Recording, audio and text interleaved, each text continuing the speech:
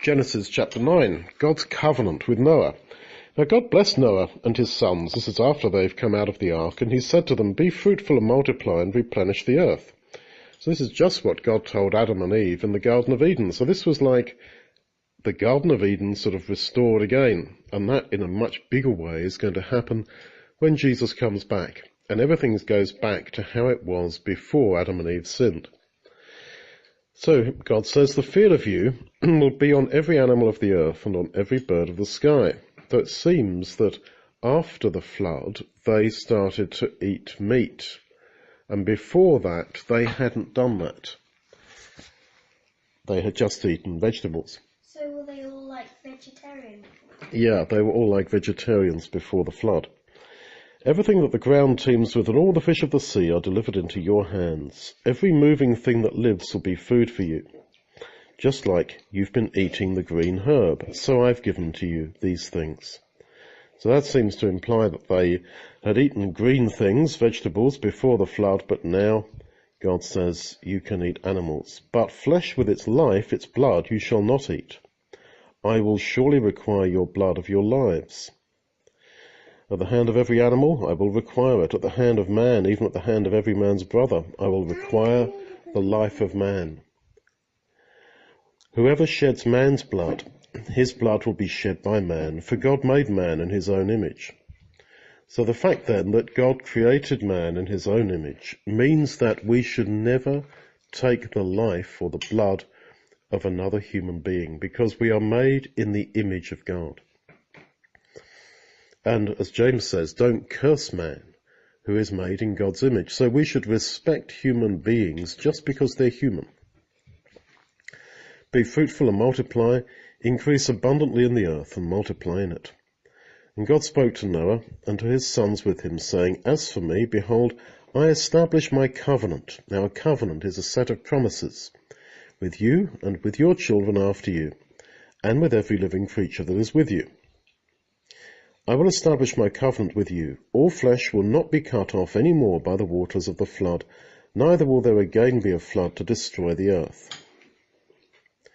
God said, "This is the token of the covenant which I make between me and you and every living creature that is with me for perpetual generations."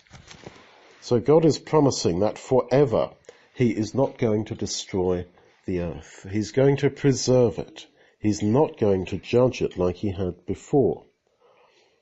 "And this is the token of the covenant which I make between me and you and every living creature. I will set my rainbow in the cloud, and it will be for a sign, for a covenant between me and the earth. It will happen when I bring a cloud over the earth that the rainbow will be seen in the cloud, and I will remember my covenant, which is made between me and you and every living creature of all flesh. The rainbow will be in the cloud. I will look at it, that I may remember the everlasting covenant between God and every living creature of all flesh that is on the earth." So then, when you see a rainbow, this is the evidence that really God is not going to destroy the earth by water again. And in fact, God is not going to destroy the earth at all, because he promised to give it to Abraham and his children forever, for an everlasting inheritance. As the Psalm 37 says, "The righteous will inherit the land and live there forever." So this is our hope, to eternally inherit the earth, and therefore God is not going to allow planet Earth to be destroyed. So the sons of Noah who went out from the ark were Shem, Ham, and Japheth, and Ham is the father of Canaan. These three were the sons of Noah, and from these the whole earth was populated. Noah planted a vineyard, drank of the wine, and got drunk, and he was uncovered naked within his tent. Oh, what a shame that there he is. Not funny that a man who was righteous and had shown so much faith then goes and messes up. Now you could say that he didn't realize the effect of wine or alcohol, but I think that he did. So it just shows that even a righteous man like Noah sins. Now that doesn't mean it's okay for us therefore to sin a little bit, not at all. It just is a comfort, I suppose, that when we realize that, oh dear, I'm not perfect, I have failed, Well, actually, all God's people have also sinned. Ham, the father of Canaan, saw the nakedness of his father and told his two brothers.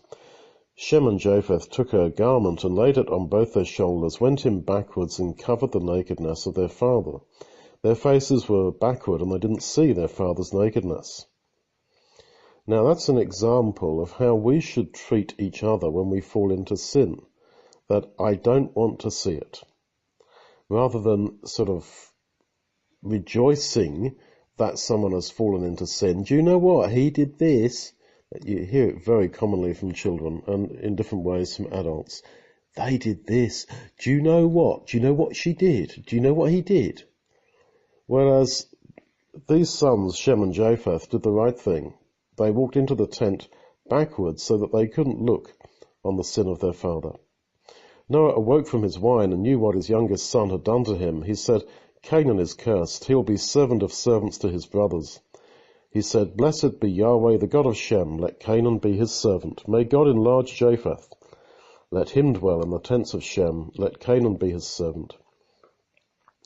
Noah lived 350 years after the flood, and all the days of Noah were 950 years. Then he died.